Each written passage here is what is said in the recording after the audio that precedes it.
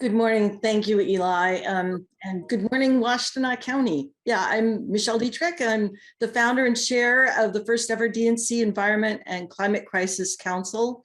I want to give a big welcome today to my colleague, Pete Lee, who is the council's director of Asian American and Pacific Islander engagement, vice chair of the Oregon Democratic Party, and a crucial member of our team at the council.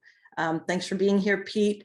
The council was formed by activists and organizers for activists and organizers like you. And in our 2 years of existence, we've accomplished a lot. We helped draft and strengthen the National Democratic Party's platform on environmental issues. We organized environmental voters. We helped to win back the Senate, and we helped to elect Joe Biden. And Joe Biden ran as a climate champion, and we desperately need climate champions right now. Just look around.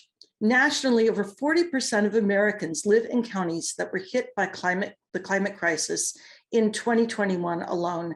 More than 80% lived through an extraordinary heat wave last year, and at least 650 people died in the US due to the climate crisis, a number which tragically is only going to climb. The cost, the human cost, is incalculable. The economic cost was over 104 billion.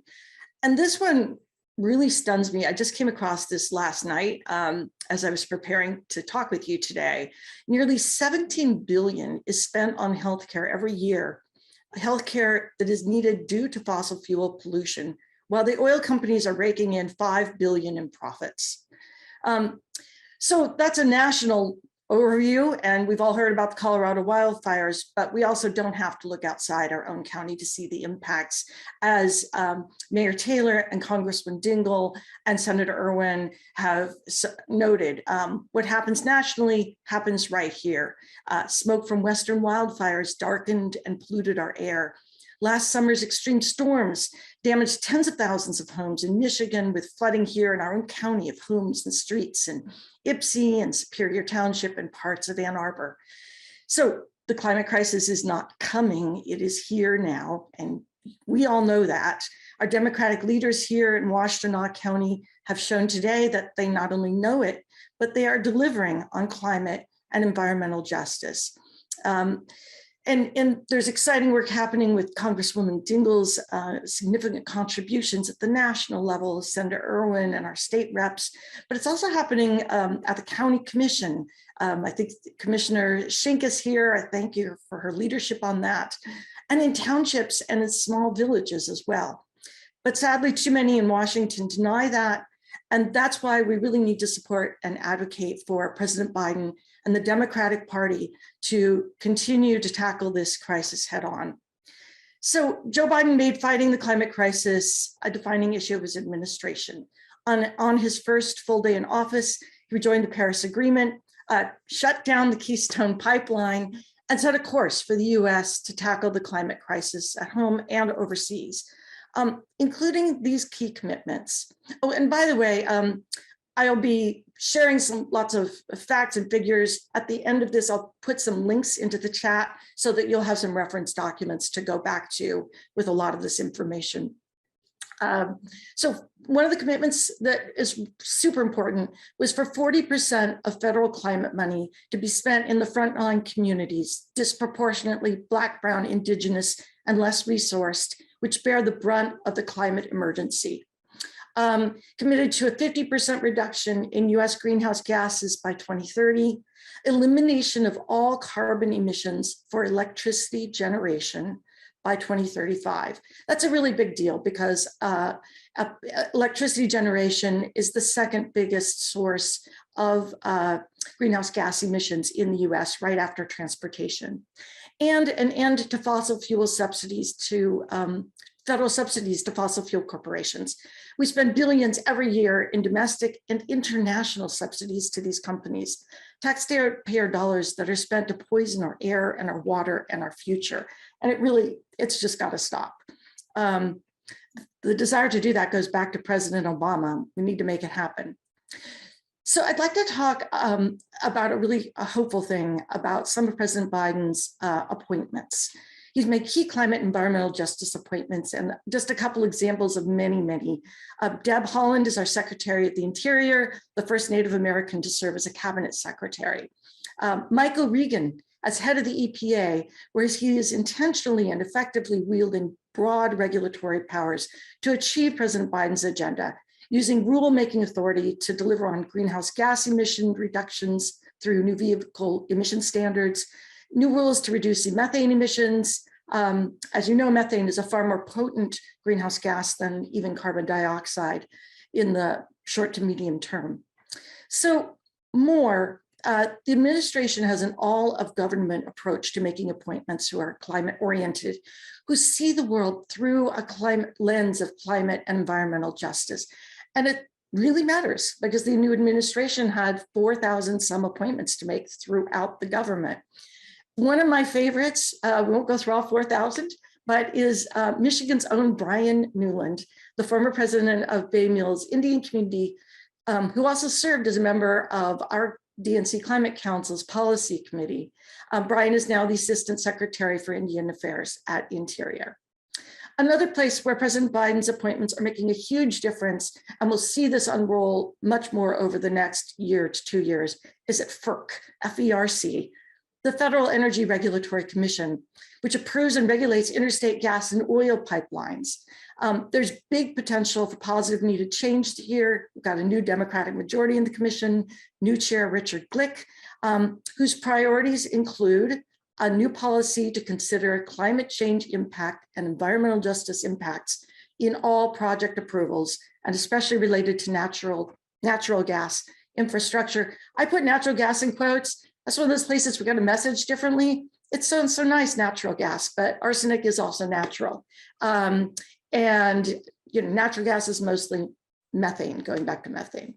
So, the truth is we need to transition away from extracting fossil fuels and move to renewals urgently, with the UN Secretary General himself calling for an end to fossil fuel exploration and production.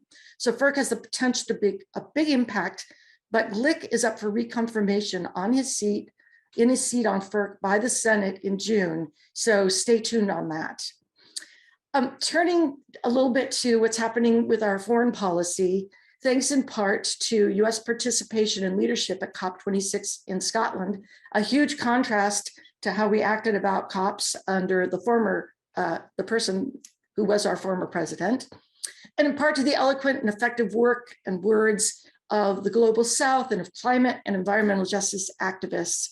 The world set goals at COP that set committed countries to accelerate on phase down of fossil fuel subsidies and a phase down of coal reliance.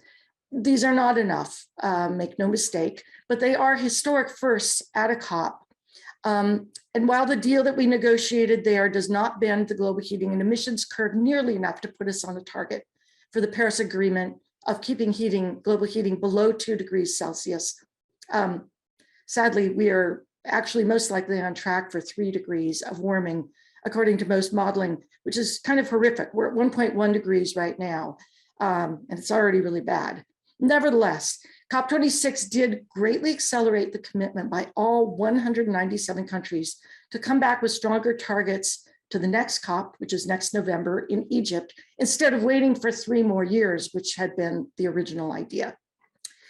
So turning to legislation, President Biden and environmental champions in Congress, like Congresswoman Dingell and others of our Michigan delegation, have also worked very hard on legislation to address the climate crisis.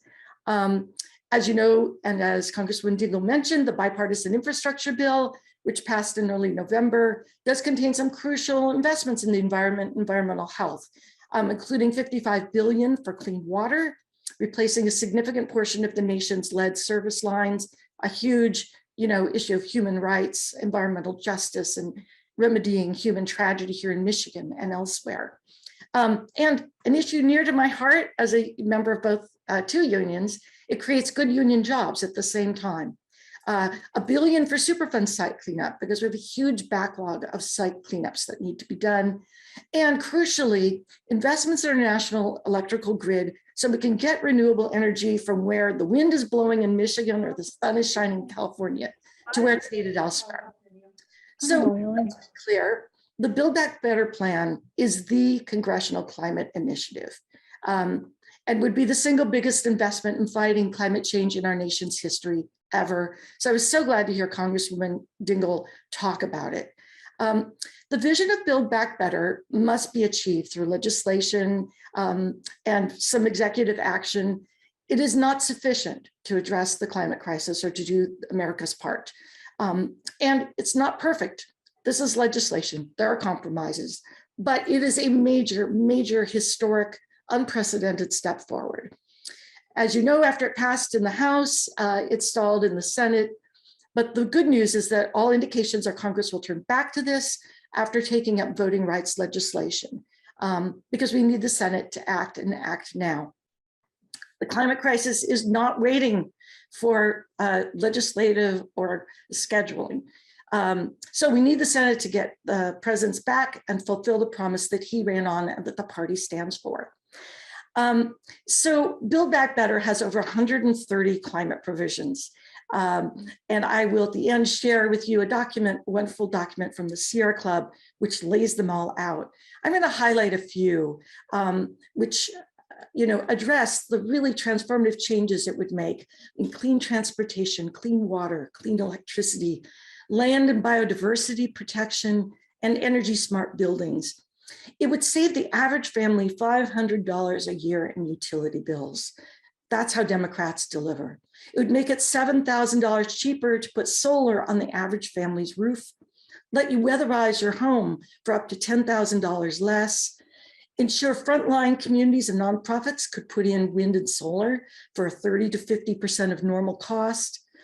This one's crucial. Reconnect neighborhoods in Black and Latinx communities that were divided by highways back in the 50s and 60s, reinforcing systemic racism and spurring pollution and causing asthma in those communities. It would jumpstart the transition to electrical vehicles, giving thousands of discounts on them and building 500,000 EV charging stations and creating, again, good union jobs here in Michigan. Thank you to Congresswoman Dingell for her leadership on this. And it would build a civilian climate corps. So we cannot afford further delays or attempts to water down the president's historic commitment to tackling the climate crisis. And this is really a vastly popular initiative. For all the efforts of the GOP to undermine it, support for Build Back Better as a whole has remained steady at just over 61% from the beginning. Even true, when you explain to people the right-wing arguments, they still will support it and very strongly, which is not surprising. Nearly 70% of Americans, that includes a lot of independents and Republicans, are very or moderately concerned about the use of fossil fuels. So thinking ahead to November 2022, as we all are, it's clear that voters want the US to demonstrate climate leadership and tackle the climate crisis. And so when the time comes, which will be very soon, I urge all of us to work hard to advocate and push for the passage of the voting rights legislation that Congress is turning to, because voting rights are environmental justice rights. Voting rights are climate justice rights. And then when we turn to Build Back Better, please, when Senator Schumer and Speaker Pelosi are working hard to get that passed, and agreement between House and Senate versions, mobilize your friends, your family, your community to make calls, text senators, urge them to immediately pass. And if you connect with the council, and I'll drop links to let you do that, we'll be putting out calls to action on that. There are a couple other significant federal Democratic initiatives that I'm really excited about. The council is working hard to support the agenda and work of the Congressional House Oversight Committee. That committee is doing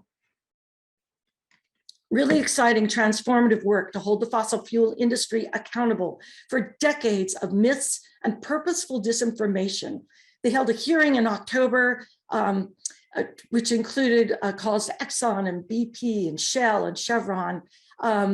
Katie Porter got on their case, Congressman Khanna got on their case, Congressman Maloney was powerful.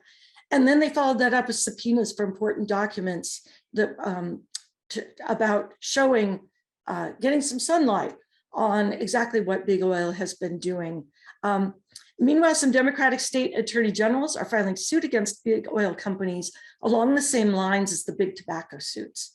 So stay tuned for that. There will be more. And President Biden is using the power of executive action, using the massive power of the purse to transform federal procurement and purchasing policy. This was announced in early December. All the federal government's going to stop buying gas-powered vehicles by 2035 and transition to 100% light-duty electric vehicles by 2027. And there's a lot more to it. This really goes to what Congresswoman Dingell was saying, that we need to get the word out there, because President Biden's administration has also reinstated many of the 100 environmental measures that the former president rolled back. It's huge. Just getting back to the status quo before the former president is important. And so there are ways to move toward the Build Back Better vision, even without legislative action, but we desperately need that legislative action because we're at a tipping point. We're actually at many tipping points on a global scale. The crisis is here, the urgency to act is now. And finally, as you know, Democrats need to win big in 2022 and 2024. And in terms of climate and environment, the gains we're making are in grave danger, will almost certainly be reversed if we don't. So that is why I'm so grateful to you for your work to elect Democrats and to elevate these crucial issues. Nancy Pelosi said something that really rang true to me at a DC event in December. She said, "We always say this is the most important election yet." And I think coming on the heels of the first anniversary of that terrible insurrection in DC, we know this is truly the most important election to date. So we say it and it's true. And in that spirit, again, I'd like to invite you to join the Climate Council. You can find us on Twitter at DNC Climate. I'll put a way to join us by text into the chat. And looking forward to working with you for victory in 2022 and beyond. Thank you. Thank you so much, Michelle.